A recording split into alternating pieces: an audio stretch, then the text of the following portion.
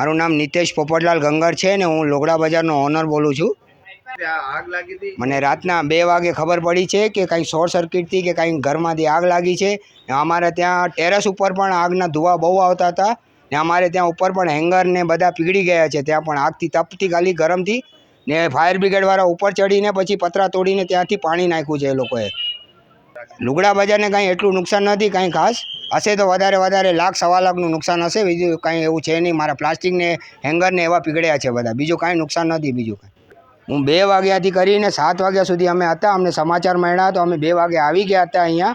અને આગ લાગી હતી બાજુમાંથી, તેજ ઇલેક્ટ્રોનિક છે એમાંથી પાછળથી ઘરમાંથી આગ લાગીને બધું આખું એ લોકોનું દુકાનો બધી ઘેરાઈ ગઈ હતી આગથી। ને અમે ત્યારે સમાચાર મળ્યા તો અમારા ફાયર બ્રિગેડવાળા અમારા દુકાનેથી ઉપરથી ચડીને પાણી નાખીને આગ ઓલાવી છે એ લોકો।